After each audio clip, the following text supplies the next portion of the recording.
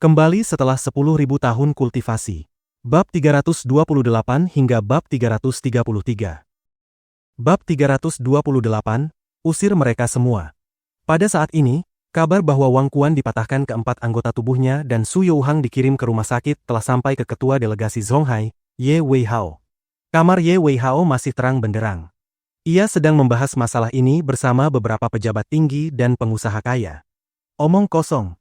Benar-benar omong kosong. Ye Weihao menepuk meja dengan keras, menatap tajam Direktur Hu dan memarahi. Kau adalah kepala staf yang memimpin delegasi kali ini. Bagaimana bisa kau membiarkan mereka minum di bar sampai berkelahi? Apa kau makan gaji buta? Direktur Hu menundukkan kepala, hampir seperti ingin menyembunyikan wajahnya di celana. Ye Haochen suka mengejar wanita, bukan berarti Anda tidak tahu. Itu putra Anda sendiri, sang pangeran. Mana mungkin saya berani mengendalikannya? Ye Weihao semakin marah hingga tangannya gemetar. Anggota delegasi dipukuli di luar negeri. Ini belum pernah terjadi sejak berdirinya negara. Kalian benar-benar membuat prestasi yang luar biasa. Di sampingnya, seorang perwakilan pengusaha industri elektronik tidak tahan lagi. Ia mengerutkan kening dan berkata, Wali Kota Ye, masalah ini tidak sepenuhnya kesalahan Direktur Hu. Orang bermarga Jiang itu terlalu kejam.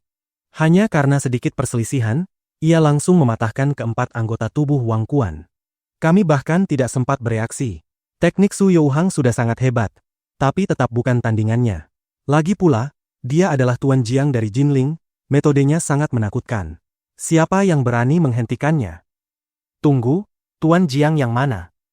Keributan di luar itu bahkan membangunkan Ye Qide yang sedang beristirahat. Ia keluar dari kamar sebelah dan bertanya. Orang tua itu adalah Tuan Jiang dari Jinling yang telah mengalahkan 3 keluarga besar klan Nie. Seorang pengusaha dari industri elektronik berkata dengan suara berat. Menurut legenda, orang ini adalah raksasa Jinling. Klan Nie, keluarga Chen, dan keluarga San bukan hanya hancur total dalam perang finansial. Seluruh keluarga mereka juga dimusnahkan tanpa satu pun tersisa. Oh, jadi dia Tuan Jiang dari Jinling. Pantas saja. Begitu kata-kata itu keluar, beberapa pejabat tinggi yang hadir langsung terkejut dan tidak berani mempercayainya. Oh, keluarga Jiang. Ye Qide, yang berada di ranah ekonomi, segera bereaksi. Ia melambaikan tangan dengan santai dan berkata, saya tahu tentang perang finansial itu. Bahkan Fang Zanbo pun dikalahkan oleh grup Raja Obat. Tetapi saya dengar orang di baliknya adalah Chen Zhenming dari Wall Street. Keluarga Jiang sendiri mungkin tidak memiliki kemampuan sebesar itu. Selain itu, soal pemusnahan keluarga, itu lebih tidak masuk akal lagi. Menyebarkan rumor seperti itu di dunia yang damai dan makmur, apakah hukum sudah tidak berlaku? Ayah, apa yang harus kita lakukan? Menghadapi masalah rumit seperti ini, Ye Weihao yang kurang berpengalaman bertanya sambil mengerutkan kening. Benua Bintang adalah masyarakat yang diatur oleh hukum. Bagaimana mungkin dia bisa melarikan diri? Tinggal panggil polisi dan tangkap saja. Ye Qide tetap tenang dan menjawab ringan. Ia adalah tokoh luar biasa yang telah melewati pasang surut sepanjang hidupnya. Pada akhirnya ia dikenal sebagai guru kaisar, seorang pejabat dengan pengaruh sangat besar. Peristiwa besar apa yang belum pernah ia lihat? Ia pernah tinggal di kandang sapi, pernah dipukuli, pernah bertemu guru Deng, pernah disambut hangat oleh pimpinan tertinggi, orang kuat seperti apa yang belum pernah ia temui? Dia hanyalah seorang tuan muda kecil dari Jinling. Bagaimana mungkin Ye Qide menganggapnya serius? Ucapan Ye Qide tepat sasaran, dan semua orang mengangguk setuju. Bagaimanapun juga, betapapun arogan dan tiraniknya Jiang Tian, ia hanya berkuasa di wilayahnya sendiri, Jinling. Jangankan di luar negeri, bahkan di Zonghai saja belum tentu berguna. Terlebih lagi, mereka, para pengusaha Zonghai, adalah tamu terhormat Benua Bintang. Mungkinkah polisi Benua Bintang tidak akan menangani masalah ini dengan hati-hati dan serius? Di Benua Bintang, kami punya banyak teman. Ye Qide berkata dengan tenang, ambil contoh hotel ini. Dulu saat membuka cabang di Zonghai, mereka semua mengundang saya untuk memotong pita peresmian. Ya. Sehebat apapun Tuan Jiang itu, tetap tidak bisa dibandingkan dengan Tuan Tua Ye. Benar, kali ini Tuan Tua Ye yang memimpin. Dia pasti tamat. Semua orang langsung mulai menyanjung dan menjadi tenang kembali. Tuan Ye, semuanya, Anda telah dimasukkan ke daftar hitam hotel kami. Silakan tinggalkan tempat ini. Ye Qide tidak terlalu memikirkan hal itu. Saat ia hendak pergi beristirahat, Tiba-tiba seorang eksekutif hotel berjalan cepat mendekat dan berkata tanpa ekspresi. Apa? Kalian ingin mengusir kami? Kami adalah tim investigasi dari Zonghai yang berkunjung ke benua bintang. Kalian berani mengusir kami? Ini Kapten Zonghai. Ini Tuan Tua Ye. Banyak orang kaya dan pejabat awalnya tidak percaya, tetapi kemudian menjadi marah, wajah mereka memerah karena amarah. Terutama Direktur Hu. Ia melompat marah dan berteriak, apakah ada cara memperlakukan tamu seperti ini? Kalian tahu dari mana kami berasal? Saya akan mengajukan protes resmi, mengadu ke kedutaan, bahkan mengajukan gugatan internasional untuk mempertahankan hak-hak sah kami. Eksekutif hotel itu tetap tersenyum, tetapi kata-katanya tajam bagai pisau. Kami mengetahui identitas semua orang di sini. Alasan Anda semua dimasukkan ke daftar hitam adalah karena anggota delegasi Anda berkumpul untuk merusak hotel kami dan bahkan diduga melakukan percobaan pembunuhan. Tentu saja, kami juga menyambut Anda untuk menggunakan jalur hukum guna melindungi hak Anda. Semua orang langsung terdiam dalam dilema. Ini masalah besar. Namun saat ini adalah malam tahun baru. Banyak wisatawan dari Tiongkok datang ke benua bintang, sehingga semua hotel sudah penuh. Di saat seperti ini, di mana mereka bisa memesan kamar? Apakah harus tidur di jalan? Wajah Yekide tampak tidak tenang, bahkan sedikit canggung. Baru saja ia membanggakan hubungan dekatnya dengan Hotel Hilton, tetapi dalam sekejap ia malah diusir. Soal apakah delegasi kami benar-benar melakukan itu, bukan kalian yang berhak menentukan. Ia terkekeh dingin dan berkata pelan, panggil manajer umum kalian ke sini, atau suruh Hilton tua itu berbicara langsung denganku. Katakan bahwa aku adalah teman lama Yekide dari Universitas Huaking di Tiongkok. Tuan Ye, saya minta maaf. Perintah ini juga datang dari Nyonya Pai Ruisi Sierdun. Mohon bekerja sama dan jangan mempersulit saya, kata eksekutif itu dengan datar. Kamu. Yekide begitu marah hingga matanya hampir melotot. Ia pernah berkunjung ke Gedung Putih, tetapi sekarang justru diusir oleh Hotel Hilton. Nyonya Pai Ruisi hanya memberi waktu 3 menit. Ia tidak ingin melihat Anda di area tamu hotel. Eksekutif hotel mengangkat pergelangan tangannya, melihat jam Jiangxi dan, lalu tersenyum pahit. Kalau begitu, saya terpaksa menggunakan cara paksa. Dengan lambaian tangan ringan, 10 pengawal masuk dan menyeret mereka keluar. Jangan sentuh kami bisa berjalan sendiri. Yekide sangat marah hingga wajahnya kehijauan dan tubuhnya gemetar. Mengapa kami tidak boleh menginap di sini? Kami sudah membayar di muka. Kami bertarung dengan Jiang Tian, sesama orang Tiongkok, apa urusannya dengan kalian? Jangan ikut campur. Beberapa pejabat dan pengusaha senior masih tidak rela dan mencoba berargumen. Ye Weihao menahan amarahnya yang meluap, menggertakkan gigi dan berkata, ayo pergi. Apa benua bintang hanya punya satu hotel ini? Kalau tidak tinggal di sini, aku punya tempat lain. Ia menopang Yekide dan berjalan keluar. Para pejabat dan orang kaya lainnya hanya bisa membawa koper mereka dengan wajah murung. Cepat pergi. Ingat, kalian sudah masuk daftar hitam hotel kami. Hotel ini tidak menyambut kalian. Banyak staf hotel bahkan melambaikan tangan untuk mengusir mereka, seperti mengusir lalat yang mengganggu. Obatku. Yekide begitu marah hingga kepalanya terasa pusing. Ia memegangi dadanya dengan susah payah. Ia adalah pejabat berpengaruh besar, dikenal sebagai Guru Kaisar, memiliki pengaruh luar biasa di bidang ekonomi Tiongkok. Satu ucapan darinya saja bisa menentukan nasib perusahaan dan industri nasional. Biasanya, kemanapun ia pergi, para pejabat daerah dan orang kaya memperlakukannya seperti penguasa. Namun hari ini, di benua bintang yang kecil ini, ia justru diusir seperti anjing liar. Ini benar-benar memalukan. Kakek, ayah, apa yang terjadi pada kalian? Melihat rombongan besar keluar dari hotel, Ye Haochen berjalan mendekat dengan terkejut. Kamu telah melakukan kebaikan besar. Sekarang kita semua diusir. Ye Weihao berkata dengan marah. Itu bukan salahku. Pihak lain yang lebih dulu menyerang. Aku hanya bertemu teman sekelas lama dan ingin minum bersamanya. Ye Haochen menjelaskan dengan wajah pahit. Xiao Hu, cepat pesan hotel. Ini sudah jam berapa? Ye Weihao tidak ingin membahas detail lagi dan mendesak dengan tidak sabar. Saya sedang menelepon sekarang. Wali kota Ye, jangan cemas. Sekretaris Hu berkeringat deras sambil tersenyum pahit. Sekelompok orang berkumpul di depan hotel, di alun-alun air mancur. Mereka tampak seperti sekumpulan anjing liar yang kehilangan tempat tinggal. Petugas keamanan hotel juga datang dan memperingatkan dengan serius. Silakan menjauh keluar. Ini masih area privat hotel kami. Sikap itu membuat Yekide hampir kehabisan napas karena marah, seolah ia dipandang seperti pengungsi dari dunia ketiga. Sekretaris Hu menelepon ke sana kemari, tetapi tidak berhasil mendapatkan kamar. Menjelang festival musim semi, pariwisata Benua Bintang memang sangat ramai. Penginapan resmi yang disediakan pemerintah Benua Bintang juga menolak mereka. Lagi pula, sudah lewat tengah malam, tidak pantas menghubungi pemerintah saat itu. Situasinya benar-benar canggung. Selain itu, mereka juga tidak mau menginap di penginapan murahan. Pada akhirnya, seorang pengusaha yang memiliki villa dengan puluhan kamar menawarkan tempat tinggal, dan semua orang memutuskan untuk bermalam di sana. Hehe, tampaknya kita, keturunan Yan Huang, masih harus bekerja keras. Jalan menuju kebangkitan masih panjang dan berat. Karena hotel tidak menyediakan kendaraan, Yekide duduk di dalam taksi dengan ekspresi muram dan menghela napas. Ini mengingatkanku pada masa ketika aku belajar di Universitas Negeri Moskow. Tatapan mengejek dari orang-orang Rusia putih. Ye Haochen tidak tidur semalaman, terus menelusuri jaringan informasinya untuk mencari kabar tentang Jiang Tian. Pukul 10 pagi, Su Jie masuk dan melaporkan bahwa keluarga Wang Quan telah tiba. Bagaimanapun, masalah ini bermula dari Ye Haochen.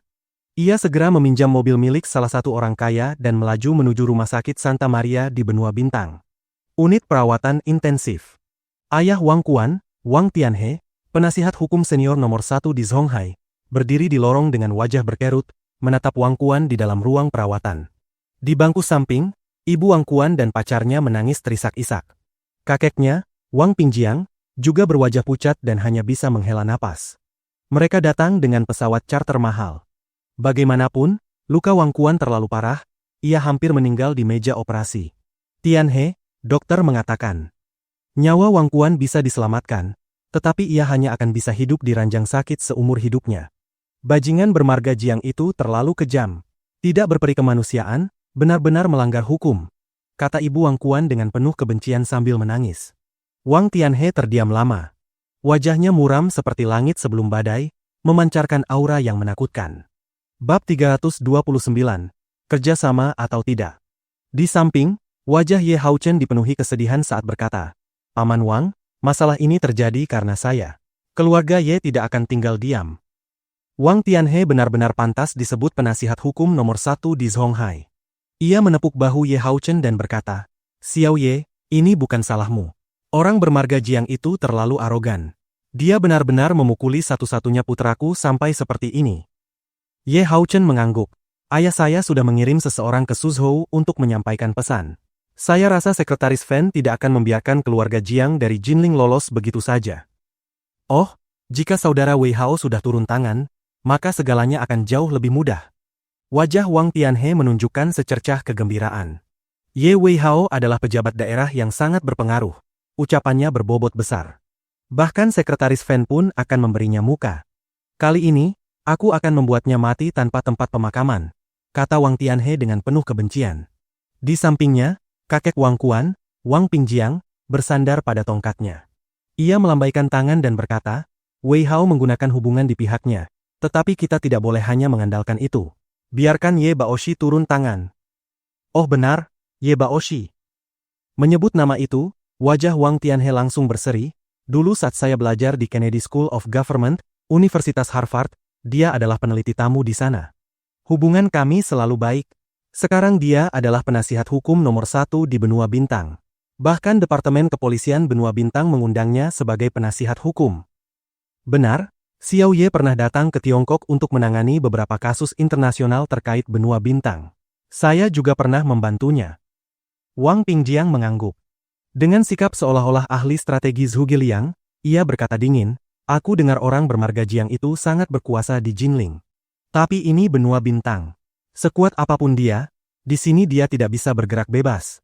Kali ini, dia benar-benar bertemu Raja Neraka. Ye Haochen keluar dari unit perawatan intensif. Wajahnya langsung menggelap. Sekretaris Fen dan ayahnya, Ye Wei Hao, sebenarnya tidak berada dalam faksi yang sama. Namun demi menghancurkan Jiang Tian, ayahnya tetap menyapa Sekretaris Fen. Namun aku dengar Sekretaris Yu dari Komisi Politik dan Hukum Suzhou sangat dekat dengan keluarga Jiang. Saat ini, hanya Sekretaris Fen nomor 1 di Suzhou yang mampu menekan mereka. Berapapun biayanya, kita harus memohon bantuannya. Oh ya, di mana Su Youhang? Bagaimana keadaannya? Ye Haochen berbalik dan bertanya pada Su Jie. Su Youhang sudah diperiksa, tidak ada masalah serius. Tapi ayahnya tampaknya memarahinya, menyebut sesuatu tentang penasihat seni bela diri, Grandmaster nomor 1 dalam daftar ilahi, dan sebagainya. Su Youhang juga dibawa pulang oleh ayahnya. Tidak tahu apakah dia akan kembali ke daratan, lapor Su Jie tergesa-gesa. Maksudmu apa? Kenapa kamu tidak menyelidikinya, menghentikannya, lalu melapor kepadaku? Ye Haochen menatap Su Jie dengan tajam. Su Jie begitu ketakutan hingga keringat dingin bercucuran. Ia tersenyum pahit, dia pergi terlalu terburu-buru. Saya bahkan tidak sempat bertanya sebelum sempat melapor kepada Anda. Dia pergi bersama keluarganya. Oh, kalau begitu lupakan saja. Ye Haochen menggelengkan kepala. Ia tidak benar-benar membutuhkan Su Youhang. Ia seolah teringat bahwa malam ini ia akan mengunjungi Putri Zhenni. Ia tidak menyadari bahwa itu juga wilayah kekuasaan Jiang Tian. Hari ini juga akan ada anggota penting pemerintah benua bintang serta banyak tokoh kaya Zhonghai yang menghadiri pertemuan tersebut. Bahkan pahlawan keluarga Zhe, Ye Wudao, juga datang.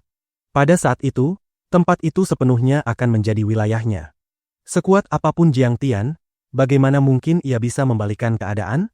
Jiang Tian dan King Er menghabiskan seluruh malam sebelumnya bersama, dan baru bangun keesokan harinya menjelang siang. Ditemani oleh saudari Hilton, Su Yun berjalan-jalan ke beberapa tempat terkenal di benua bintang dan membeli berbagai barang kecil yang lucu untuk Jiang Waner. Pada pagi hari ketiga, sambil memegang kerap putih kecil, Jiang Tian mengajarkan teknik serangan gelombang suara 9 raungan Phoenix kepada King Er. Sebenarnya, teknik serangan suara seperti ini tidak bisa dianggap teknik tingkat tertinggi. Namun Jiang Tian tahu King Er suka memainkan Guzheng, jadi ia mengajarkannya sedikit. Siapa sangka kemampuan pemahaman King Er benar-benar menakutkan. Dengan bantuan Guzheng kuno, serangan gelombang suaranya justru menjadi luar biasa kuat. Tuan Jiang. Saat keduanya sedang memainkan Guzheng, tiba-tiba terdengar ketukan di pintu. Anda siapa? Jiang Tian membuka pintu dan melihat seorang pria parubaya yang tampak berusia sekitar 30-an berdiri di luar. Oh, nama saya Hijunyi dari benua bintang. Mohon maaf atas kunjungan mendadak ini. Pria itu berpakaian mewah dan memancarkan aura berwibawa. Wajahnya dipenuhi senyum ramah saat berbicara. Keluarga Hi, siapa Tuan Hi Zhongxiao bagimu? Jiang Tian seolah memahami sesuatu dan bertanya pelan. Jadi Tuan Jiang pernah mendengar tentang ayah saya? Hijunyi berperangai halus dan berwibawa. Mendengar itu, ia berkata dengan gembira, saya sudah lama mengetahui grup Raja Obat milik Tuan Jiang. Keluarga Hi kami selalu ingin bekerja sama dengan Anda dan menjadi agen untuk beberapa produk tersebut. Wajahnya menunjukkan kegembiraan saat ia melanjutkan. Tuan Jiang pasti tahu, keluarga Hi adalah salah satu dari 4 keluarga besar teratas. Aula harta keluarga Hi sangat terkenal di benua bintang, Hong Kong, Pulau Harta, bahkan seluruh Asia Tenggara. Jika produk Anda diagenkan oleh Aula harta keluarga Hi, kami dapat menjualnya ke seluruh Asia Tenggara. Oh, begitu. Jiang Tian tersenyum tipis. Mata Hijunyi berkilat penuh ambisi dan keserakahan. Ia berkata dengan nada licik. Selain itu, Tuan Jiang, harga obat Anda terlalu rendah. Menurut saya, kita harus menggunakan strategi kelangkaan, membatasi penjualan, lalu mengundang bintang besar untuk mengiklankannya sebagai barang mewah seperti Louis Vuitton. Dengan begitu, keuntungan tahunan puluhan miliar akan mudah didapat. Saat itu, kita bagi keuntungan sama rata. Bagaimana? Anda bisa langsung menghubungi grup Raja Obat. Saya tidak mengurus hal-hal seperti itu. Jiang Tian mengangguk acuh tak acuh, lalu menutup pintu. Pada upacara penobatan penasihat negara beberapa hari lalu, Hi Zhongxiao juga hadir dan bersujud 9 kali kepada Jiang Tian, seolah menyembah dewa. Namun saat itu, Hi Zhongxiao membawa 3 putranya, tetapi tidak membawa Hijunyi. Tampaknya Hijunyi berada di pinggiran keluarga Hi dan bahkan tidak memiliki kualifikasi untuk bertemu penasihat negara. Jika grup Raja Obat ingin bekerja sama dengan keluarga Hi, selama Ye Ziwei yang muncul, Hi Zhongxiao pasti akan menyambutnya secara pribadi. Hijunyi sebenarnya tidak memiliki kualifikasi untuk berbicara langsung dengan Jiang Tian. Melihat Jiang Tian bahkan tidak mengizinkannya masuk, senyumnya berubah pahit. Tatapannya menjadi dingin saat ia berkata dengan nada mengancam. Tuan Jiang, apakah Anda tahu bahwa Anda sedang dalam masalah besar dan harus mengandalkan saya untuk menyelamatkan Anda? Oh, masalah apa? Jiang Tian menatapnya dengan penuh minat. Anda telah menyinggung Tuan Muda Ye. Sekarang dia sudah mengumpulkan berbagai kekuatan untuk menyeret Anda ke pengadilan. He Junyi mengambil pemantik milik Dupeng, menyalakan rokok, lalu tersenyum licik. Saya punya hubungan baik dengan Ye Haochen. Jika Anda bersedia bekerja sama, saya bisa membantu menjadi penengah dan menjamin Anda keluar dengan selamat dari benua bintang. Bagaimana jika aku tidak bekerja sama? Jiang Tian berkata dengan tenang. Kalau begitu saya tidak bisa membantu Anda lagi. He Junyi mengangkat bahu. Ia berniat menakut-nakuti Jiang Tian dan berkata, saya bahkan akan berdiri di pihak Ye Haochen. Jiang Tian tertawa seolah mendengar lelucon besar, lalu berkata dingin, He Junyi, menurutmu kamu ini siapa sampai berani bernegosiasi denganku? Kamu bahkan ingin menagihku? Bahkan ayahmu pun tidak berani berbicara padaku seperti itu. Apa maksudmu? He Junyi tertegun di tempat, wajahnya dipenuhi ketidakpercayaan. Ia memang pernah mendengar Jiang Tian sangat arogan, tetapi tidak menyangka akan separah ini. Selain itu, keluarga Jiang dan asetmu hanya sebanding dengan keluarga He. Kamu tidak bisa disebut naga kuat di sini. Kamu masih berani mengancamku. Jiang Tian berkata dingin. Tahukah kamu, dengan satu kata saja, aku bisa menghapus keluarga He dari benua bintang. Pergi. Wajah Jiang Tian dipenuhi penghinaan saat ia membanting pintu. Bagian bawah pintu menghantam pergelangan kaki He Junyi, membuatnya meringis kesakitan. Diberi muka tidak mau menerimanya. Bodoh tak tahu diri. Wajah He Junyi pucat saat berdiri di sana dengan tak percaya. Tubuhnya gemetar karena marah. Meskipun ia adalah putra dari istri keempat, bagaimanapun ia tetap darah daging He Zhongxiao, serta direktur dan wakil ketua di banyak perusahaan terbuka. Namun seorang, kampungan, dari daratan sama sekali tidak memberinya muka. Karena kamu tidak mau memberiku muka, jangan salahkan aku karena tidak mengenal belas kasihan. Aku akan membuatmu tahu konsekuensi mengerikan karena menyinggungku. He Junyi. He Junyi mengepalkan tinjunya erat-erat hingga buku-buku jarinya memutih, kuku-kukunya menancap ke telapak tangan, lalu tertawa licik. Bodoh. Agen mana yang sekarang tidak hanya mengambil 10% keuntungan? Bahkan untuk memperebutkan hak menjadi perwakilan saja, mereka masih berani bersikap begitu sombong. Kembali ke kamar, Jiang Tian menggerutu. He Junyi terlalu serakah, terlalu arogan hingga berani mengancamnya. Jika bukan karena He Zhongxiao masih dianggap orang baik, Jiang Tian sudah menamparnya sampai mati. Suamiku, ada apa? Marah sekali. King Er mengelus senar Guzheng dengan jari-jarinya yang halus. Rangkaian nada lembut pun mengalun di udara. Suara Guzheng itu merdu dan jernih, bagaikan cahaya bulan yang menerangi hutan pinus, atau seperti mata air bening yang mengalir di atas batu bersih. Seketika semua kegelisahan Jiang Tian lenyap, hatinya menjadi tenang dan lapang. Tidak apa-apa, lanjutkan bermain. Sungguh enak didengar. Jiang Tian duduk di samping King Er sambil tersenyum. Saat malam tiba, Jiang Tian dan istrinya selesai makan malam lalu membawa Jiang Wanner keluar dari Hotel Hilton menuju pantai. King Er, ini hadiah untukmu.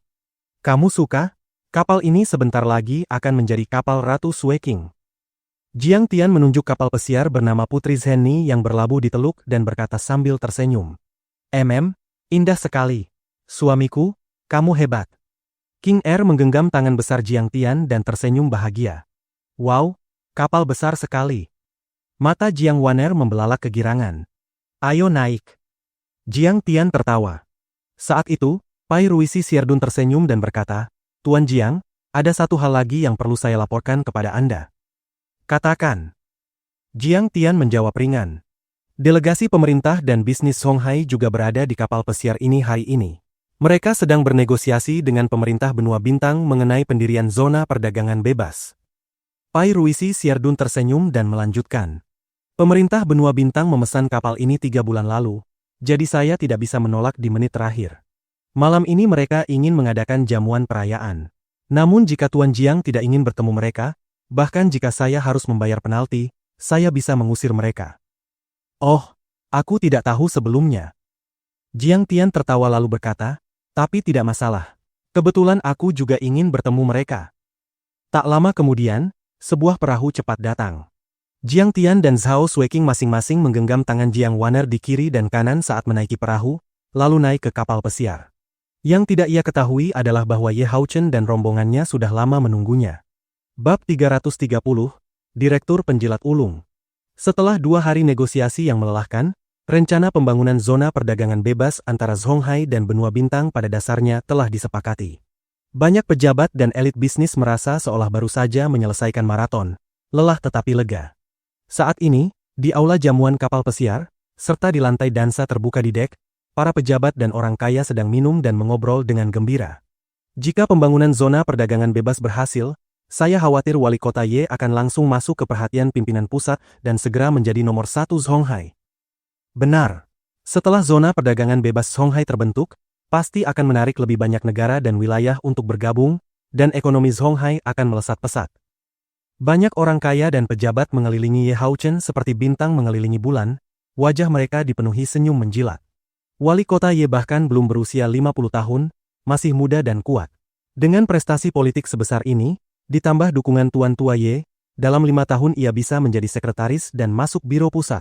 Itu benar-benar luar biasa.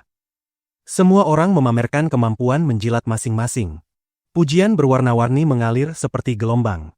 Dengan status ayahnya, Ye Haochen sebagai putra mahkota memang sudah luar biasa sejak awal. Para taipan pun memperlakukannya dengan hormat, dan sekarang sikap mereka semakin berbeda. Jika Ye Weihao menjadi sekretaris, ia akan masuk lingkar inti pemerintahan pusat. Itu berarti keluarga mereka akan bergerak dari bagian tengah piramida menuju puncak kekuasaan Tiongkok. Saat ini, semua orang seolah melihat sebuah keluarga politik baru sedang bangkit seperti matahari pagi. Dan Ye Haochen yang berada di hadapan mereka saat ini bagaikan telur emas yang suatu hari dapat menjelma menjadi naga dewa di langit ke-9, sangat dihormati. Hal ini belum bisa dianggap pasti. Ye Haochen menekan kegembiraan di hatinya dan berkata sambil tersenyum, "Pagi ini kami akan bernegosiasi dengan Perdana Menteri Li Xianlong dari Benua Bintang." Ia mengatakan bahwa semuanya masih memerlukan persetujuan dari penasihat negara yang baru diangkat, penasihat negara Jiang. Penasihat negara? Apa itu? Kedengarannya seperti sistem feodal. Bukankah Benua Bintang negara modern dengan sistem hukum? Kenapa penasihat negara yang menentukan segalanya? Ya, ini terlalu sulit dipercaya. Banyak orang kaya tampak kebingungan. Mungkin semacam ahli Feng Shui. Ye Haochen berkata dengan santai, "Saya telah bekerja di Benua Bintang selama bertahun-tahun dan sangat memahami bahwa kepercayaan mereka terhadap Feng Shui sudah mencapai tingkat yang sulit dibayangkan. Kalian tahu kompleks Suntech, bukan?" "Tahu, tahu." Semua orang langsung menyahut dan mendengarkan dengan penuh perhatian. Ye Haochen memegang gelas sampanye dengan anggun dan menjelaskan. Saat pertama kali dibuka, bisnisnya sangat buruk. Kemudian, atas saran penasihat negara sebelumnya, mereka membangun air mancur melingkar yang menyembur ke arah dalam. Itu disebut mata air kekayaan. Dalam bahasa Kanton, air melambangkan uang. Air yang mengalir ke dalam berarti kekayaan tidak keluar. Setelah itu, penjualan di kompleks Suntech melonjak pesat, para pedagang meraup keuntungan besar. Sekarang tempat itu menjadi pusat komersial paling makmur di Benua Bintang. Begitu rupanya. Tuan muda Ye memang berwawasan luas, pantas saja lulusan Universitas Nasional Benua Bintang. Semua orang merasa hal itu sulit dipercaya, tetapi tetap mengangguk. Seorang pengusaha lalu tertawa dan menambahkan, ada satu hal lagi. Pada awal 1997, Benua Bintang membuka sistem kereta bawah tanah baru. Namun setelah itu, akibat krisis finansial Asia, ekonomi anjlok. Perdana Menteri Li Guangyao saat itu sangat cemas dan meminta penasihat negara kapal merah untuk membantu menyelesaikan masalah. Penasihat negara itu meletakkan diagram Feng Shui di depan Li Guangyao dan berkata bahwa naga energi bumi telah terpotong karena pembangunan subway. Feng Shui memiliki batas, dan solusinya adalah setiap warga harus memakai simbol bagua kecil. Sesuai anjuran itu, Li Guangyao segera melaksanakannya. Akibatnya, lahirlah koin $1 Benua Bintang yang sekarang. Ia tersenyum dan mengeluarkan sebuah koin. Benar-benar meniru 8 trigram. Ya, bentuknya bulat penuh, tetapi bagian tengahnya berongga seperti simbol bagua. Semua orang berdecak kagum. Ye Haochen tersenyum dan berkomentar, entah krisis finansial Asia mereda karena keajaiban penasihat negara, atau justru kekuatan penasihat negara yang mengusir krisis itu. Bagaimanapun, sejak saat itu ekonomi Benua Bintang kembali makmur. Ekspresinya menjadi serius saat ia berkata dengan hormat. Singkatnya, di Benua Bintang kedudukannya sangat dihormati, bahkan dijuluki kaisar tertinggi Benua Bintang. Pada tahun 1980-an ia adalah penyihir kapal merah. Dan pada 1990-an ia adalah Wang Zhongyan dari Perhimpunan Sinostar. Semua orang terus mengobrol dan menanyakan tentang penasihat negara Jiang yang misterius itu. Seseorang tiba-tiba berkata, "Aku penasaran apakah Tuan Jiang yang arogan dan tiranik 2 malam lalu berani datang hari ini." Mata Ye Haochen berkilat penuh penghinaan. Ia menyesap anggur merahnya tanpa menjawab. "Bukankah dia bilang akan datang bermain hari ini?" ejek seorang pengusaha sambil mengipas-kipas di tangannya. Mungkin dia sudah ketakutan setengah mati. Hari ini banyak pemimpin politik hadir. Bahkan ada pengamanan dari polisi dan militer. Begitu dia datang, bukankah dia langsung menyerah? Seorang pengusaha bermarga Zhang di sampingnya, yang mengenakan gelang giok, mencibir. Mungkin dia sudah ketakutan dan kabur kembali ke Tiongkok. Tawa sinis seorang wanita muda dari Zhonghai. Memangnya dia bisa lolos setelah kembali ke Tiongkok? Menyinggung Tuan Muda Ye, para petinggi Suzhou tidak akan melepaskannya. Bos Fu yang memegang kipas berkata dengan nada meremehkan. Semua orang mengangguk. Jika zona perdagangan bebas benar-benar terwujud, prestasi Ye Weihao akan melambung tinggi. Zhonghai adalah kota terbesar kedua di Tiongkok, pusat perhatian nasional. Minum, minum. Dia cuma anak orang kaya tak berguna, kata seseorang. Kalian lanjut saja, aku ke aula jamuan menemani ayahku. Ye Haochen berkeliling minum, lalu melangkah menuju aula jamuan dengan semangat tinggi. Tuan Jiang dari Jinling, Nyonya Zhao Sueking, telah tiba. Tiba-tiba sebuah pengumuman terdengar. Ketika Jiang Tian muncul di dek kapal pesiar, keributan langsung meledak. Banyak orang menatap ke arah pintu masuk dengan tidak percaya. Wajah-wajah mereka dipenuhi berbagai ekspresi, keterkejutan, ketidakpercayaan, ejekan, rasa ingin tahu, hingga kegembiraan melihat kemalangan orang lain. Sebelumnya, banyak dari mereka jarang mendengar nama Jiang Tian. Namun setelah insiden di Hotel Hilton, bisa dikatakan hampir seluruh kalangan Zhonghai sudah mengetahui sosok Jiang dari Jinling. Dia benar-benar Jiang dari Jinling? Terlalu muda, bukan? Katanya dia menguasai wilayah selatan pegunungan Limaling dan menekan 3 keluarga besar Jinling. Sulit dipercaya. Bahkan ada rumor bahwa keluarga Tang dari prefektur Lin juga terkait dengannya. Semua mata tertuju pada Jiang Tian dan Zhao Sueking. Jiang Tian telah meninggalkan terlalu banyak legenda di Jinling. Ia awalnya hanyalah anak muda playboy yang dianggap sampah dan bodoh, namun kemudian bangkit menjadi pemimpin dunia bawah wilayah utara. Dengan bantuan keluarga Wei, ia mengguncang beberapa klan besar, lalu kembali ke Jinling dan menghancurkan 3 keluarga utama, menjadikan keluarga Jiang sebagai keluarga super nomor 1. Perjalanannya bagaikan kemajuan besar yang tak terbendung. Seperti pisau panas menembus mentega.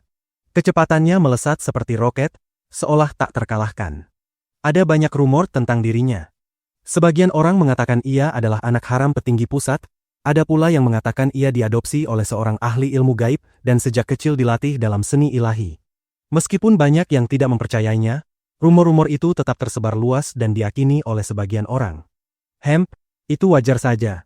Hanya karena dia mampu membunuh rubah tua licik Nie Changhai, bukan berarti aku harus percaya. Bos Fu menatap Jiang Tian sambil menepuk kipas di tangannya dan menggelengkan kepala. Bos Fu, kalau bukan karena dia, bagaimana klan Nie bisa jatuh? Nie Changhai bahkan mati terbakar. Dia telah mendominasi Jinling selama bertahun-tahun. Aku khawatir bahkan sekretaris Fen pun belum tentu mampu menyentuhnya. Pengusaha Zhang memutar gelang giok di tangannya sambil tersenyum. Tuan Zhang, bukankah kamu sendiri bilang sekretaris Fen saja tidak mampu membunuh Nie Changhai? Lalu bagaimana mungkin dia bisa melakukannya? Bos Fu mengangkat alisnya dengan sombong. Ini. Pengusaha Zhang pun terdiam. Benar. Sekretaris Fen adalah pejabat daerah tingkat tinggi, tetapi Nie Changhai dan 3 keluarga besar lainnya telah mengakar di Jinling selama puluhan tahun. Para pejabat itu pun tidak mampu berbuat banyak. Menurutku, kebetulan saja waktunya tepat. Nie Changhai terlalu arogan sehingga sudah lama diincar oleh pihak atas. Kebetulan keluarga Jiang memiliki permusuhan dengan klan Nie, jadi pemerintah membiarkan mereka bertindak. Bos Fu mengibas-ngibaskan kipasnya, tampak sangat percaya diri. Wan kamu mau makan apa? Di sini semuanya enak, cukup untuk memuaskan kucing kecil rakus sepertimu. Jiang Tian langsung menarik sebuah kursi dan duduk, lalu memeluk Jiang Wan erat-erat sambil menyuapinya cumi panggang dari rak barbecue. Sepupu, enak sekali. Jiang Wan tersenyum cerah, makan hingga mulutnya berminyak. Saat itu, Direktur Hu yang mendengar kabar tersebut datang menghampiri. Dengan sikap resmi dan wajah berkerut, Ia berkata, Anda Tuan Jiang, bukan? Sayangnya, ini adalah jamuan perayaan untuk delegasi Zhonghai kami. Orang luar tidak diizinkan masuk, jadi silakan pergi. Kamu siapa? Jiang Tian menatapnya dengan rasa ingin tahu. Saya kepala kantor Zhonghai, sekaligus sekretaris pribadi wali kota Ye Weihao, kepala pelayan utama delegasi kali ini. Direktur Hu memandang Jiang Tian seolah melihat seorang pengemis. Karena Jiang Tian telah memukuli anggota delegasi dengan parah, membuat Ye Weihao murka dan memarahinya habis-habisan. Kini ketika melihat pelakunya, bagaimana mungkin ia bisa menahan diri? Pejabat besar sekali, sampai membuatku takut mati. Jiang Tian kembali mengambil tuna panggang dan menyuapkannya ke mulut Jiang Waner. Sebenarnya kamu hanya penjilat, badut yang meniup terompet sambil mengangkat tandu. Pejabat kecil sepertimu berani bersikap kasar di hadapanku? Budak anjing, kau benar-benar tidak tahu tempatmu. Jiang Tian, kau pikir dirimu siapa? Ayahmu, Jiang Zhixing, setahun lalu juga hanya pejabat kecil. Kata-kata itu terlalu kasar. Meski Direktur Hu telah melalui puluhan tahun pengalaman, ia tetap meledak marah pada saat itu. Ia begitu marah hingga wajahnya pucat, bibirnya gemetar, dan seluruh tubuhnya bergetar tak terkendali. Sambil mengertakkan gigi geraham, ia berkata dengan penuh penghinaan dan ejekan. Dulu ketika saya mewakili Zhonghai bekerja di Jinling, ayahmu menuangkan anggur untuk saya dan menyalakan rokok sebagai bentuk penghormatan. Setiap kata sengaja ia ucapkan untuk melukai Jiang Tian, ingin membalas penghinaan yang diterimanya berkali-kali lipat. Dia bahkan membantu membukakan pintu untuk saya. Dia tidak tahu siapa sebenarnya budak dan siapa badut. Lalu sekarang bagaimana? Baru saja naik ke posisi tingkat kepala biro kecil, sudah berani bicara besar. Hehe, kamu benar-benar mencari mati. Mendengar itu, wajah Jiang Tian langsung menggelap, dan kilatan dingin melintas di matanya. Bab 331. Properti pribadi. Jiang Tian benar-benar marah. Orang lain boleh menghina dirinya, tetapi ia sama sekali tidak akan membiarkan siapapun menghina ayahnya. Pergi. Ia tidak membuang waktu untuk bicara.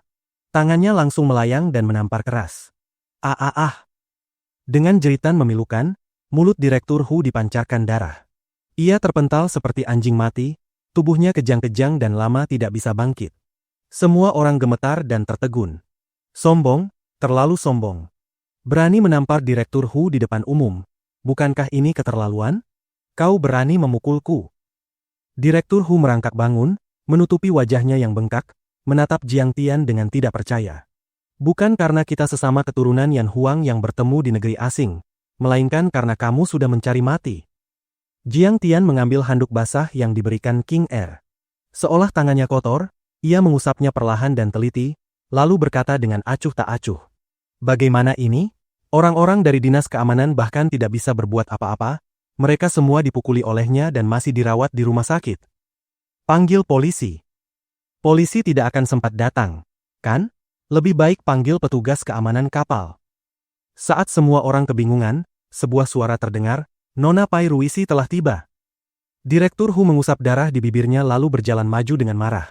Nona Pai Ruisi, hari ini orang bermarga Jiang itu yang lebih dulu bertindak. Selain itu, kapal pesiar ini disewa oleh pemerintah benua bintang. Tangkap dia segera.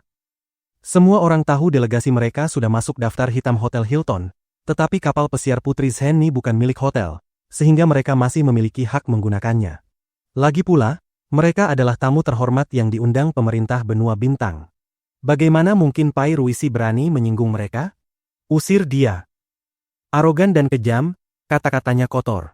Benar-benar barbar. Di tempat sekelas kapal Putri Zhenni ini, dia berani melukai orang secara brutal. Tidak punya moral. Melihat Pai Ruisi datang, para pejabat dan orang kaya seolah menemukan pelindung. Mereka berteriak penuh amarah. Tuan Hu, saya minta maaf. Kapal pesiar ini sudah menjadi milik Nyonya Jiang sejak 3 hari lalu. Begitu Pai Ruisi berbicara, semua suara gaduh langsung terdiam. Milik pribadi.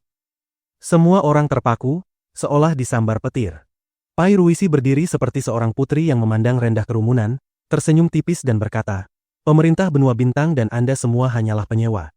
Jika Tuan Jiang bersedia membayar penalti beberapa ratus ribu dolar era baru, beliau bisa mengusir Anda semua sekarang juga. Gah! Dalam sekejap, semua orang tercengang. Mereka seperti bebek yang tenggorokannya dicekik tangan tak terlihat. tidak mampu mengucapkan sepatah kata pun. Apa? Kapal pesiar ini nilainya setidaknya 1 miliar yuan, dan Jiang Tian benar-benar membelinya. Semua yang hadir adalah pejabat tinggi dan orang kaya. Saat mengetahui nilai sebenarnya dari kapal pesiar itu, mereka tidak bisa menahan diri untuk berseru kaget. Jiang Tian menerima kontrak dari tangan Pai Ruisi, lalu berbalik dan menyerahkannya kepada Zhao Xueqing sambil tertawa. King Er, simpanlah. Ini sertifikat kepemilikan dan dokumen lainnya. Kamu suka? Selama atas namamu, tetap saja milikku. Kenapa harus repot-repot memindahkannya? Zhao Xueqing memarahi Jiang Tian, tetapi wajahnya dipenuhi kebahagiaan. Hadiah ulang tahun? Ini terlalu mewah. Bos Fu benar-benar terkejut. Ia menggenggam kipasnya begitu erat hingga buku-buku jarinya memutih. Mereka semua bernilai miliaran, bahkan puluhan miliar. Tetapi biasanya harus berpikir keras untuk membeli yacht puluhan juta. Namun Jiang Tian justru menghadiahkan kapal pesiar bernilai 1 miliar. Ini bukan model mainan, ini kapal sungguhan. Seolah uang tidak berarti apa-apa baginya. Orang kampungan. Bukankah itu cuma uang bau? Orang kaya baru. Di dalam aula jamuan, wajah Ye Haochen tiba-tiba berubah saat melihat keluar jendela. Wajahnya berganti antara pucat dan hijau karena marah. Namun pada akhirnya ia hanya bisa mengumpat dalam hati. Saat itu, hatinya benar-benar tidak nyaman. Ia tidak bisa menahan diri untuk teringat bagaimana sebelumnya ia mencoba membeli Zhao Xueqing dengan villa tepi laut bernilai puluhan juta, dan bagaimana Zhao Xueqing menolaknya dengan dingin. Saat itu, ia mengira villa puluhan juta tersebut sudah merupakan hadiah besar yang pasti mampu menggerakkan hati Zhao Xueqing. Namun Jiang Tian justru menghadiahkan kapal pesiar bernilai 1 miliar yuan. Dibandingkan dengan kekayaan Jiang Tian, dirinya mungkin hanyalah pengemis di mata Zhao Xueqing. Sikap percaya dirinya sebelumnya bahkan tampak seperti badut yang melompat-lompat. Keberuntungan macam apa yang dimiliki Zhao Xueqing sampai bisa menikah dengan suami sehebat itu? Di sampingnya, Su Jie juga diliputi rasa iri dan keterkejutan saat bergumam pelan. Sebelumnya, ia selalu merasa Zhao Xueqing berasal dari latar belakang menyedihkan dan pernikahannya tidak bahagia.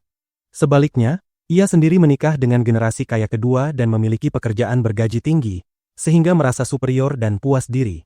Namun sekarang ia menyadari, kekayaan yang dimiliki Zhao Xueqing, bahkan seluruh kekayaan seumur hidupnya sendiri mungkin tidak akan mampu menyentuhnya sedikitpun.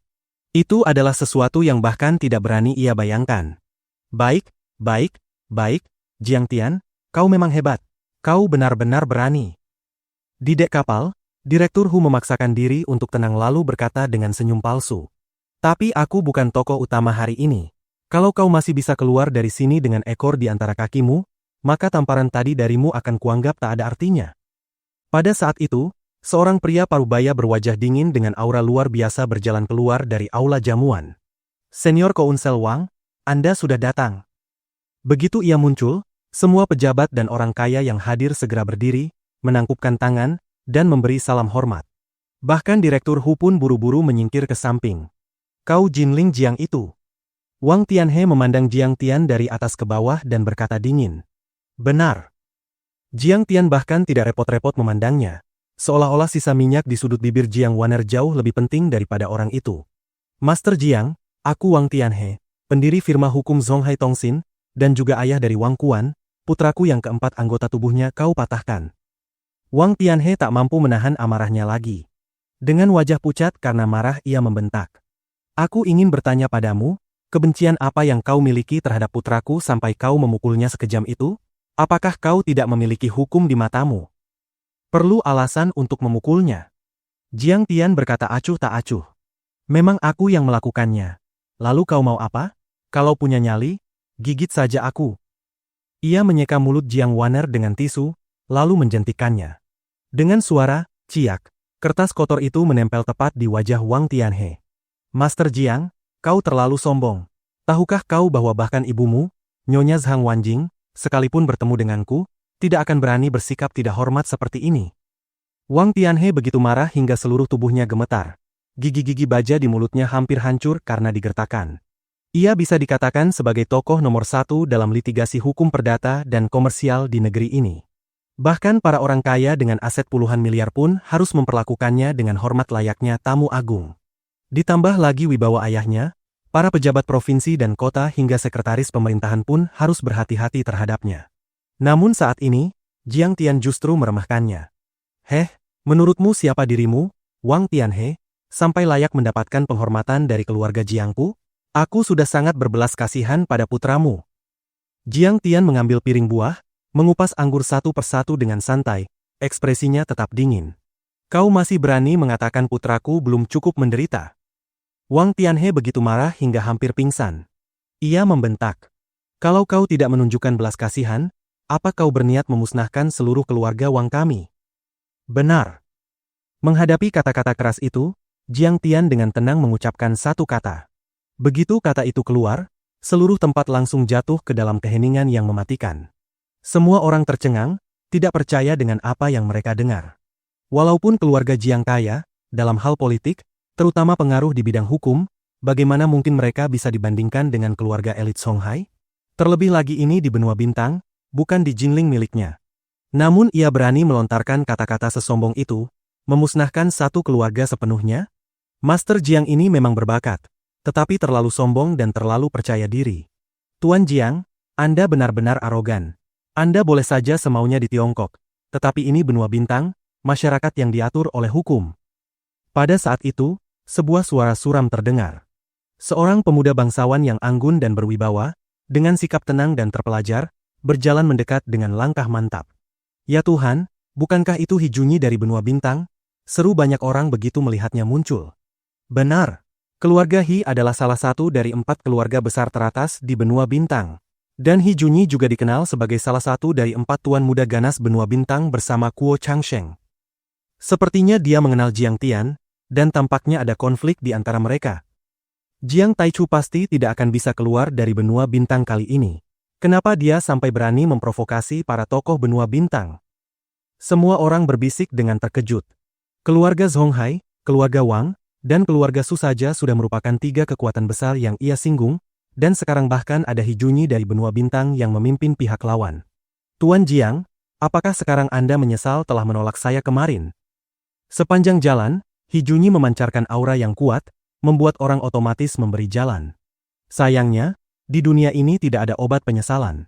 Bahkan jika Anda tertangkap, keluarga Jiang tetap membutuhkan bantuan saya. Pada saat itu, bukan hanya hak distribusi produk Anda yang akan saya ambil, tetapi juga pembagian paten. Apakah Anda menyesal? Jika Anda memohon sekarang, masih belum terlambat. He Junyi, kau sampah. Semut yang bahkan tidak pernah memahami posisimu sendiri. Bahkan kau, ayahmu, dan kakekmu pun harus berlutut dan bersujud ketika melihatku. Kata Jiang Tian dengan nada meremehkan. Berani kau? He Junyi begitu marah hingga hampir meledak. Wajahnya memerah, namun ia menahan diri dan menekan amarahnya. Benar saja, Wang Tianhe tertawa licik. Jiang bermarga Jiang, kau keliru. Meskipun kau mendominasi Jinling, itu hanya sudut kecil dunia. Sedangkan keluarga Wang kami adalah klan besar Zonghai. Tatapannya semakin suram saat ia mencibir. Tahukah kau bahwa hanya dengan kata-katamu tadi, aku bisa mengirimmu ke penjara? Kali ini aku datang dengan persiapan. Semua ucapanmu sudah direkam. Aku akan membawamu ke pengadilan di benua bintang dan mengirimmu ke penjara. Setelah berkata demikian, ia menoleh ke arah pintu aula perjamuan dan tersenyum. Pengacara Ye, silakan keluar. Seorang pria parubaya yang elegan, mengenakan kacamata berbingkai emas, berjalan keluar dari aula dengan tenang. Seketika, semua orang yang hadir berseru kaget, mata mereka dipenuhi rasa hormat. Ye Baoshi, kenapa dia ada di sini? Dia adalah penasihat hukum nomor 1 di benua bintang, juga penasihat hukum kepolisian benua bintang. Keluarganya bahkan terdiri dari para hakim dan tokoh peradilan. Penasihat hukum senior benar-benar luar biasa, sampai bisa mengundang Ye Baoshi turun tangan. Bahkan cara orang memandang Wang Tianhe pun berubah. Wang Tianhe tertawa ringan. Dulu saat aku belajar di Kennedy School of Government, aku sering makan bersama penasihat Ye di restoran Chinatown. Ia jelas tidak mampu menyembunyikan kebanggaannya. Bisa menjalin persahabatan mendalam dengan penasihat hukum internasional ternama seperti Ye Baoshi benar-benar sebuah kehormatan besar. C332 anjing ketakutan mengayuh air. Kali ini Jiang Tian tamat. Gugatan dibawa oleh Ye Baoshi. Kalian harus tahu, benua bintang adalah masyarakat yang diperintah oleh hukum. Dan kau, orang kampungan dari Tiongkok, berbuat jahat di sini. Bos Fu itu menggeleng-gelengkan kepalanya seperti seorang akuntan tua sambil memberi penilaian. Pada akhirnya, ia membanting kipasnya ke meja seperti palu sidang, menarik perhatian semua orang, lalu berkata dengan suara tegas. Sekalipun Jiang Tian sangat mampu, dia tetap tidak akan bisa lolos dari tanganku. Owner Zhang dan yang lainnya di sekitarnya mengangguk, merasa perkataannya sangat masuk akal. Sehebat apapun Jiang Tian, ia hanya bisa arogan di Jinling. Di Zonghai saja ia belum tentu bisa berbuat banyak, apalagi di benua bintang. Tuan, silakan ikut saya ke kantor polisi untuk pemeriksaan. Ye Baoshi berjalan di belakang Jiang Tian dan berkata dengan nada serius. Ye Baoshi, luka di wajahmu sudah sembuh. Jiang Tian perlahan berbalik sambil tersenyum. Jiang Tian duduk membelakangi pintu keluar. Baru ketika ia berbalik, Ye Baoshi bisa melihat wajahnya dengan jelas. Dalam sekejap, seolah-olah Ye Baoshi melihat hantu, ia ketakutan setengah mati. Pada saat itu, ia benar-benar ketakutan sampai betisnya gemetar. Seluruh tubuhnya dipenuhi keringat dingin. Dalam sekejap, kemejanya basah kuyup oleh keringat. Benua bintang adalah wilayah tropis. Bahkan di musim dingin, suhunya masih sekitar 30 derajat Celcius, sangat panas. Namun saat itu, Ye Baoshi merasa seolah-olah dirinya berada di dalam ruang pendingin. Seluruh tubuhnya menggigil hebat. Ia tidak akan pernah bisa melupakan pemandangan ketika Jiang Tian meratakan keluarga Kuo, menendang hingga terguling mobil polisi anti-ledakan, dan menebas sebuah helikopter dengan satu ayunan pedang. Ia juga tidak akan pernah melupakan sosok Jiang Tian yang kejam dan tak terduga, merampas kekuatan hidup serta umur panjang Kuo Shihai, membunuh Kuo Junfeng hanya dengan satu jentikan jari, hingga seluruh keluarga Kuo berubah menjadi lautan darah. Iblis besar. Ya! Di mata Ye Baoshi, Jiang Tian adalah iblis besar yang mampu menelan langit dan bumi. Yang lebih menakutkan lagi, meskipun Jiang Tian telah menghancurkan keluarga Kuo, ia tetap baik-baik saja. Menurut Wakil Direktur Li dari kantor polisi, seluruh pejabat benua bintang telah tunduk kepada pria ini, dan ia diperingatkan untuk tidak pernah memprovokasi Jiang Tian lagi. Seorang diri saja, ia mampu menekan sebuah negara. Di hadapan sosok seperti dewa ini, hukum apapun, aturan apapun dari masyarakat modern yang berbasis hukum, semuanya tak lebih dari omong kosong. Hah? Penasihat hukum Ye? Apa yang barusan kau panggil? Aku tidak mendengarnya dengan jelas. Ucapkan sekali lagi. Jiang Tian tersenyum sambil menatapnya. Gah? Ye Baoshi langsung menutup mulutnya dengan kedua tangan. Tatapan matanya dipenuhi ketakutan yang tak terhingga, dan pada saat itu ia merasa hatinya seperti disayak. Sangat sakit. Dalam kepanikan sesaat, ia tanpa sadar telah mengucapkan isi hatinya tentang Jiang Tian, tetapi kata-kata itu benar-benar terlalu tidak pantas untuk didengar. Mana mungkin kata, iblis besar, diteriakkan begitu saja? Pada saat ini, hatinya dipenuhi penyesalan, berharap bisa menampar dirinya sendiri beberapa kali. Kemana perginya kefasihan berbicara Ye Baoshi di pengadilan? Kemana perginya kemampuannya bergaul dan bersenang-senang di lingkaran pejabat tinggi dan orang kaya? Hatinya sangat sakit. Dalam keputusasaan, ia berlutut di tanah sambil menangis terseduh-seduh, air mata mengalir deras di wajahnya. Tuan Jiang, saya benar-benar tidak tahu itu Anda. Kalau saya tahu itu Anda, sekalipun dipukuli sampai mati saya tidak akan berani datang. Tidak ada cara lain. Pada saat itu, Ye Baoshi benar-benar tidak tahu bagaimana lagi harus mengungkapkan permintaan maafnya kepada Jiang Tian. Baiklah, kalau begitu berlutut saja. Sudahlah. Cepat pergi. Aku tidak ingin melihatmu. Seperti mengusir lalat, Jiang Tian melambaikan tangannya dengan ringan. Jiang Taichu saat ini, yang mampu menekan seluruh benua bintang seorang diri dan menjabat sebagai penasihat negara, bisa dikatakan setara dengan seorang kaisar, bahkan sejajar dengan kepala negara kecil seperti benua bintang. Ye Baoshi hanyalah seorang pengacara licik. Di hadapan sosok setingkat ini, ia tak lebih dari seekor semut. Jiang Tian bahkan malas untuk menginjaknya. Terima kasih, Tuan Jiang, karena tidak membunuh saya. Seolah-olah baru saja mendapatkan pengampunan, Ye Baoshi berlari ke arah salah satu awak kapal dan bertanya dengan panik. Apakah ada perahu cepat? Hah? 10 menit lagi baru siap? Ada pelampung penyelamat? Pinjamkan satu, cepat.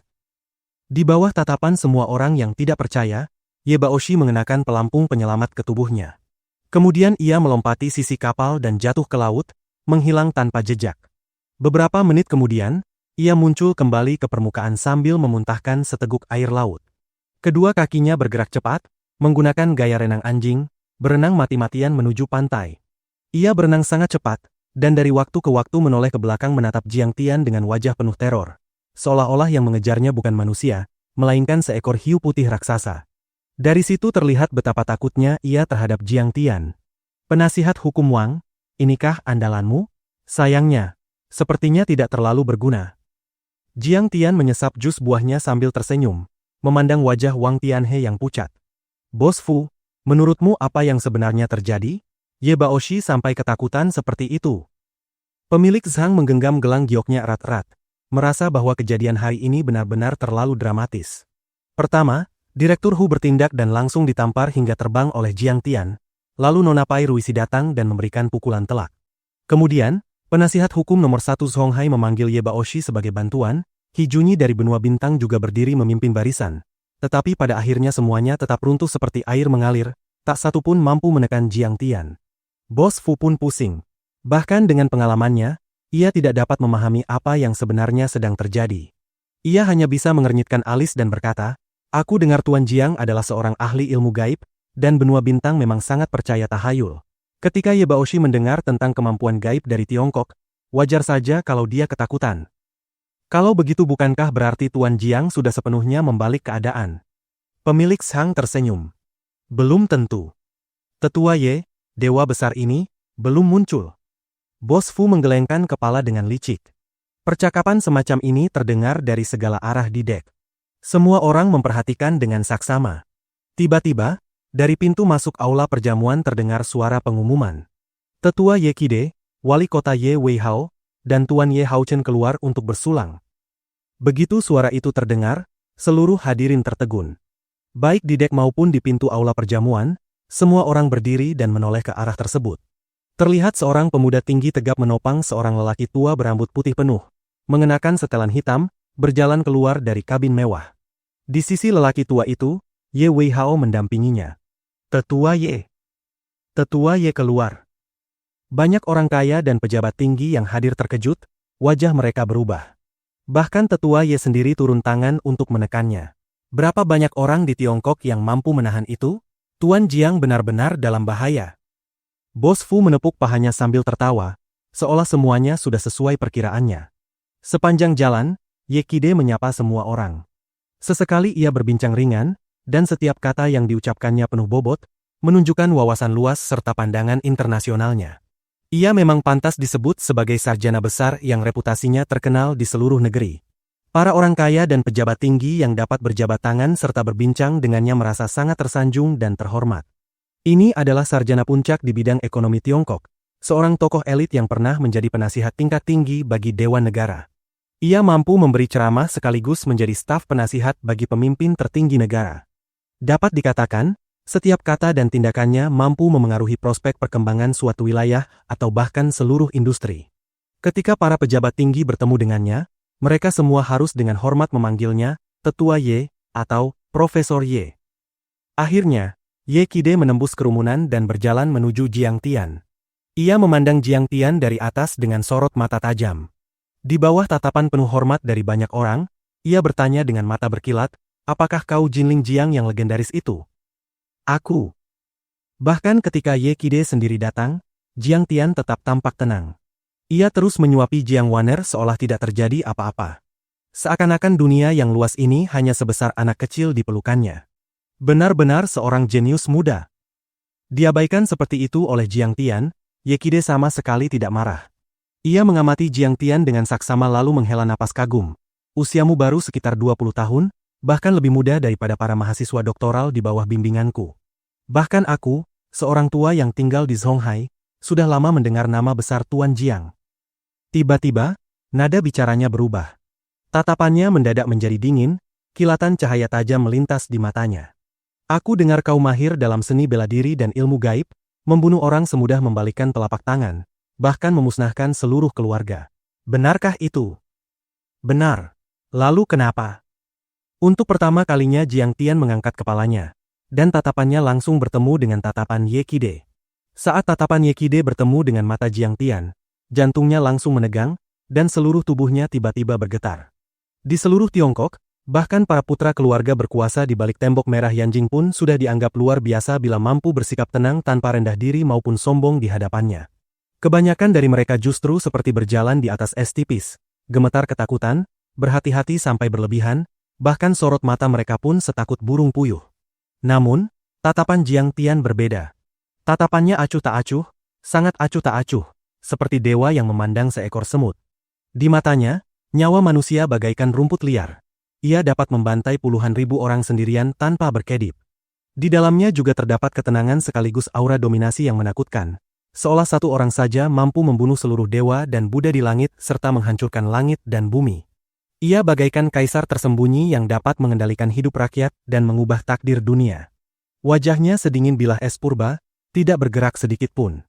Jantung Yekide berdegup kencang. Tatapan setajam dan sedingin ini. Ia hanya pernah melihatnya pada beberapa tokoh pendiri negeri, orang-orang sekelas Tuan Deng dan para senior lainnya. Jiang Tian, kau sudah keterlaluan. Tetua Ye adalah sosok bermoral tinggi. Ketika beliau bertanya padamu, sikap macam apa itu? Wang Tianhe meraung marah. Sikap macam apa? Kakek Ye, dari segi usia, senioritas, dan prestis, Anda sudah cukup untuk menjadi kakeknya. Ye Haochen juga berteriak. Hemp, jangan kira hanya karena kau tiran kau menjadi hebat. Tetua Ye mampu berkomunikasi dengan langit dan berbicara langsung dengan pemimpin pusat, kata Hijunyi dengan marah. Untuk sesaat, seluruh dek dipenuhi suara makian dan ejekan. Seolah-olah Jiang Tian menjadi sasaran ribuan anak panah. Bahkan Mai Shilong dan rombongannya pun tercengang. Dengan ekspresi gelisah mereka tidak berani membela Jiang Tian. Ketika semua orang sibuk mengkritik Jiang Tian, kondisi mental Yekide juga perlahan menjadi tenang. Ia menekan tangannya ke bawah, menunggu semua orang diam, lalu meletakkan kedua tangan di belakang punggungnya dan menatap Jiang Tian sambil berkata penuh makna. Tuan Jiang, usiamu masih sangat muda, tetapi pencapaianmu sudah luar biasa. Namun, kau harus memahami satu kebenaran, pohon yang menonjol di hutan akan dihancurkan oleh angin. Kau seharusnya menyembunyikan kekuatanmu dan bersikap baik kepada orang lain, bukan membuat musuh di mana-mana dan bertarung seperti ini. Yekide mengambil sikap seorang tetua, memandang dari atas dengan nada suara dinaikkan beberapa tingkat, lalu menguliahi dengan wibawa. Orang tua ini mengingatkanmu bahwa belum giliranmu untuk menjadi pemimpin Tiongkok.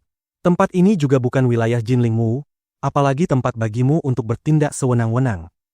Begitu kata-kata itu selesai diucapkan, seluruh hadirin jatuh ke dalam keheningan mematikan. Semua orang dapat merasakan jarum tersembunyi di balik ucapannya.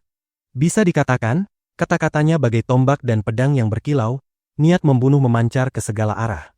Ucapannya hampir sama dengan menjatuhkan vonis mati kepada Jiang Tian, menunjukkan bahwa ia berniat melapor kepada pimpinan pusat, menyusun strategi, dan menekan keluarga Jiang. Bab 333, Menimbang Bobot. Ekspresi semua orang berubah drastis. Ada simpati, ejekan, keterkejutan, rasa ingin tahu, ketidakpercayaan, sementara Su Jie dan yang lainnya bahkan tampak menikmati kemalangan itu. Seolah-olah Jiang Tian sudah tidak mungkin membalikan keadaan, hanya bisa menundukkan kepala menerima kekalahan, bahkan mungkin berlutut memohon ampun. Namun Jiang Tian hanya menyesap jusnya lalu berkata dengan ringan.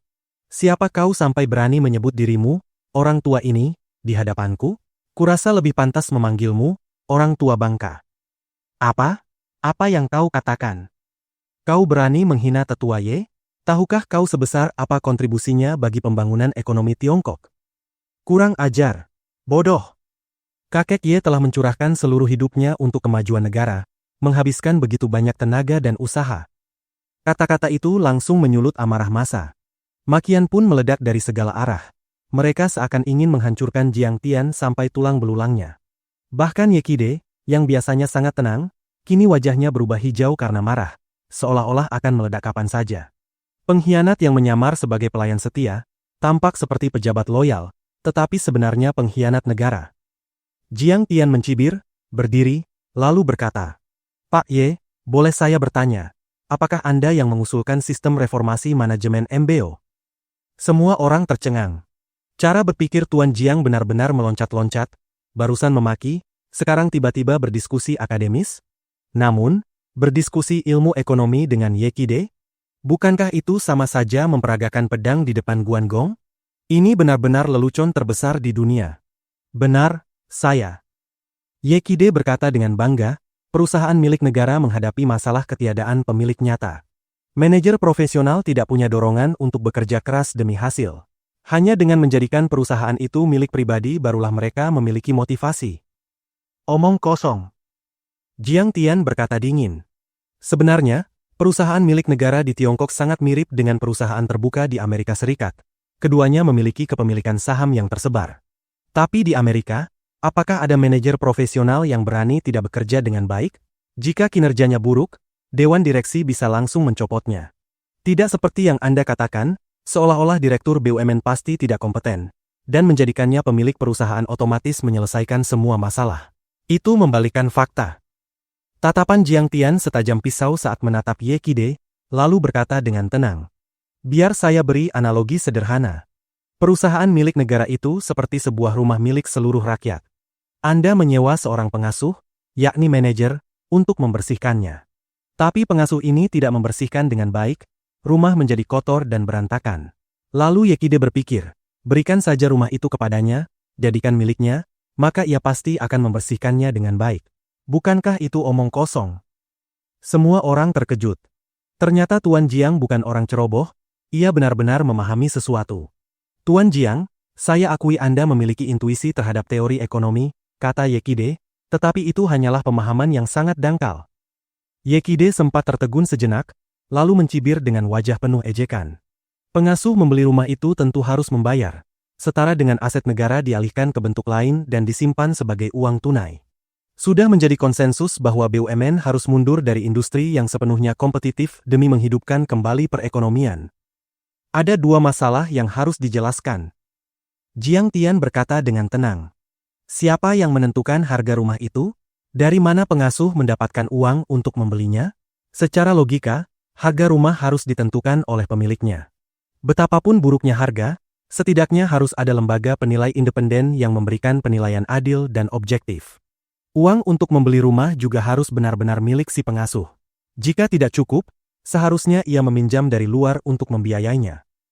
Tetapi setahu saya, dalam banyak kasus MBO pada BUMN, penilaian dan penetapan harga aset justru ditentukan oleh pihak manajemen sendiri.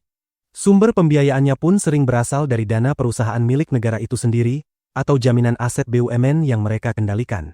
Ibarat uang dari saku kiri masuk ke saku kanan, serigala putih mendapatkan daging tanpa usaha. Tuan Ye, hingga saat ini, praktik MBO di banyak BUMN Tiongkok telah menyebabkan kerugian besar pada aset negara. Saya rasa Anda lebih mengetahuinya daripada saya. Kalau tidak, saya bisa menjelaskannya. Tapi mengapa Anda tetap mendorong sistem yang cacat seperti ini? Anda pasti tahu alasannya. Demi negara dan rakyat? Omong kosong. Semuanya demi memperkaya diri sendiri. Saat Jiang Tian mengucapkan ini, wajah Ye Qide langsung berubah drastis. Ia hampir saja ingin menutup mulut Jiang Tian. Tangannya bergetar ketika berkata, saya mengakui ada beberapa masalah di sini, tetapi reformasi harus tetap dilanjutkan. Kita tidak bisa hanya tersedak sekali lalu berhenti makan. Ia jelas ingin menghentikan perdebatan ini. Namun Jiang Tian tetap melanjutkan tanpa ampun, berkata dingin. Pembelian Huajin Group, sebuah BUMN besar yang masuk 10 besar di Zhonghai, itu ulah keluarga Ye, bukan? Perusahaan dengan nilai real 12 miliar, kalian dapatkan hanya dengan 300 juta. Bahkan dana itu diambil dari dana jaminan sosial. Benar-benar mengagumkan. Seketika, tatapan orang-orang terhadap keluarga Ye berubah menjadi penuh kecurigaan, dan sikap mereka mulai goyah. Mereka juga sangat penasaran bagaimana Jiang Tian bisa mengetahui hal-hal rahasia seperti itu. Namun Jiang Tian memang sangat mengetahuinya. Dalam kehidupan sebelumnya, pada tahun 2011, kasus dana jaminan sosial Zhonghai pecah, menyeret kasus korupsi sistemik keluarga Ye. Banyak tokoh penting keluarga itu ditangkap, mengguncang seluruh negeri. Karena jumlahnya sangat besar dan sifat kasusnya sangat buruk serta tipikal, hal itu juga memicu perdebatan besar di kalangan akademisi ekonomi tentang konsep negara mundur, rakyat maju. Seorang sarjana bahkan pernah berkata, ini adalah MBO ala Tiongkok yang penuh bunga sekaligus jebakan, lalu menerbitkan monografi khusus tentang kasus tersebut, dengan contoh pertama adalah MBO harga murah Huajin Group. Kau bahkan tidak terlibat dalam restrukturisasi perusahaan itu. Informasi internal apa yang kau miliki? Omong kosong belaka. Hanya dengan kata-katamu ini saja, aku bisa menuntutmu atas pencemaran nama baik. Wang Tianhe menunjuk Jiang Tian sambil memarahi. Namun setelah mengatakannya, ia sendiri merasa ancaman itu terdengar sangat lemah dan tidak berdaya. Jiang Tian bahkan tidak takut mengakui pembunuhan. Mana mungkin ia takut tuduhan seperti itu? Beginilah orang bodoh. Karena tidak tahu apa-apa, jadi berani mengatakan apa saja. Kurang ajar. Namun teriakan itu justru berhasil menarik semua orang kembali dari lamunan mereka. Untuk sesaat, makian terhadap Jiang Tian kembali bergema. Wang Tianhe mencibir dingin. Jiang Tian, kau memang berbakat, tetapi kau harus tahu bahwa di atas langit masih ada langit. Aku tidak tahu dari mana kau mendapatkan keberanian untuk meremehkan keluarga-keluarga besar Zonghai. Tuan Jiang bukan orang biasa. Seorang ahli seni bela diri, ahli ilmu gaib, bahkan pernah menyembuhkan penyakit aneh di prefektur Lin, dan bisa minum serta berbincang akrab dengan sekretaris Tang Weimin, bukan? Ye Haochen menatap Jiang Tian dengan senyum yang bukan senyum, seolah-olah ia telah memegang kartu truf di tangannya. Sekretaris Tang? Tang Guozhu? Ayah Tang Weimin? Semua orang terkejut. Mereka tidak menyangka Jiang Tian memiliki latar belakang sebesar itu. Namun keterkejutan itu hanya berlangsung sesaat. Posisi Tang Weimin di wilayah selatan masih terlalu jauh dari Zonghai, tidak cukup untuk menandingi pengaruh di sini. Sedangkan Ye Weihao, sebagai wali kota Zonghai, sebuah kota langsung di bawah pusat, posisinya setara dengan pejabat tingkat provinsi. Jika melangkah lebih jauh, ia bisa masuk pemerintahan pusat dan menjadi tokoh penting. Hanya mengandalkan keluarga Tang, kau berani bertindak sewenang-wenang seperti ini? Jika suatu hari aku bertemu Tang Weimin, aku ingin bertanya baik-baik padanya. Apakah delegasi luar negeri keluarga Tang boleh bertindak tanpa hukum seperti ini? Ye Weihao akhirnya angkat bicara dengan dengusan dingin. Keluarga Ye bisa dikatakan termasuk 3 keluarga teratas di Zonghai, meskipun baru benar-benar bangkit dalam 2 tahun terakhir. Bahkan jika Tang Guozhu bertemu Ye Qide 3 tahun lalu, ia tetap harus bersikap hormat dan memanggilnya Tuan Tua. Ia tidak gentar menghadapi Tang Weimin bahkan tetua Tang, apalagi Jiang Tian yang hanya seorang tetua kehormatan. Pada saat ini, seorang pria parubaya berpenampilan rapi mengenakan kemeja putih berjalan keluar dari aula perjamuan sambil membawa segelas anggur merah. Ia tersenyum dan berkata, "Tetua Ye, hadirin sekalian, Sekretaris Fan sedang sibuk dengan urusan pemerintahan. Tetapi beliau sangat memperhatikan perkembangan zona perdagangan bebas antara Zonghai dan Benua Bintang. Karena itu, beliau secara khusus mengutus saya untuk menyampaikan ucapan selamat atas kemajuan negosiasi ini. Izinkan saya bersulang untuk semua." Bukankah itu Direktur Liu dari kantor Sekretaris Fan? Ekspresi Bos Fu langsung berubah. Ia menepuk pahanya dan tertawa. Kali ini Jiang Tian benar-benar tidak mungkin membalikkan keadaan. Tuan Jiang memang seseorang. Tetapi jika seperti ini, aku khawatir. Sudah tidak ada harapan. Pemilik Zhang menghela napas penuh penyesalan. Wajah semua orang yang hadir berubah drastis saat melihat pendatang baru itu. Masing-masing menunjukkan ekspresi berbeda, bahkan Mai Shilong dan Han Yaner mulai merasa khawatir terhadap Jiang Tian. Mereka tidak pernah menyangka bahwa keluarga Ye benar-benar mampu mengundang orang kepercayaan Sekretaris Fan, Direktur Liu, ke sini. Kehadirannya jelas menunjukkan dukungan terbuka terhadap keluarga Ye, dan sikap Sekretaris Fan pun menjadi sangat jelas. Sekretaris Fan memiliki kedudukan sangat tinggi di wilayah Jinling. Kini, dengan dukungan beliau, ditambah Hijunyi dari Benua Bintang, bahkan 10 keluarga Jiang sekalipun bisa dihancurkan. Sebab, sekalipun mengerahkan seluruh kekuatan, mereka tetap tidak akan mampu melawan kombinasi kekuatan ini. Wang Tianhe, Su Youhang, Ye Haochen, Hijunyi. Bagi tokoh seberat itu, Jiang Tian mungkin masih bisa mengandalkan hubungan dengan keluarga Tang untuk menahan mereka sebentar. Namun begitu Direktur Liu datang, seolah-olah sebuah beban raksasa langsung ditambahkan, bahkan keluarga Tang pun menjadi tidak berguna. Bagaimanapun, pengaruh keluarga Tang terbatas pada wilayah selatan pegunungan Wuling, mustahil jangkauannya mencapai Suzhou. Dari segi jabatan resmi, Tang Weimin hanyalah sekretaris ibu kota provinsi, bahkan bukan termasuk 3 besar dalam komite tetap. Sementara itu, Sekretaris Fan memegang kekuasaan penuh atas Suzhou. Dengan satu kata darinya saja, seluruh wilayah itu adalah wilayah kekuasaannya. Sehebat apapun Jiang Tian, ia tetap hanya warga biasa dari Suzhou. Bagaimana mungkin ia mampu menahan tekanan sebesar itu? Pada saat ini, keluarga Tang tak lagi dapat diandalkan. Jiang Tian hanya bisa mengandalkan dirinya sendiri untuk menghadapi banyak keluarga besar Zonghai. Namun, dengan kekuatannya seorang diri, bagaimana mungkin ia membalikan keadaan? Melihat bahwa Direktur Liu mewakili Sekretaris Fan, Jiang Tian hanya tersenyum tipis, tenang seperti angin 8 arah yang tak mampu menggoyahkannya. Sekretaris Fan sendiri baru sebulan dipindahkan ke Suzhou.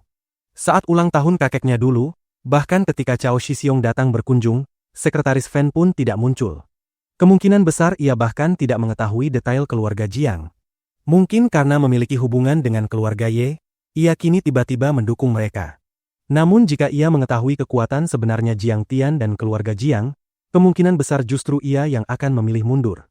Tuan Jiang, bukankah Anda sangat hebat? Saya ingin tahu bagaimana Anda akan membalikkan keadaan dalam situasi seperti ini. Ye Haochen mengerucutkan bibirnya dan mencibir. Sepertinya Anda sudah kehabisan cara. Sig. King Er, kalau tidak dibandingkan dengan Ye Haochen, pernikahanmu dengan Jiang Tian bisa dibilang seperti burung gereja yang terbang naik menjadi phoenix. Tapi dibandingkan dengan bangsawan sejati seperti Ye Haochen, suamimu benar-benar terlalu lemah. Dulu kamu seharusnya menggenggam tangan Direktur Ye dengan erat. Bahkan jika sudah terlewat, kamu seharusnya tidak memukulnya. Suamimu ini hanya membuat masalah secara ceroboh. Pada saat ini, bahkan sikap Sujie pun mulai goyah. Sekilas rasa iba melintas di matanya. Bersambung. Terima kasih sudah mendengarkan. Dukunganmu membantu channel ini tetap menghadirkan cerita setiap hari. Link dukungan tersedia di deskripsi.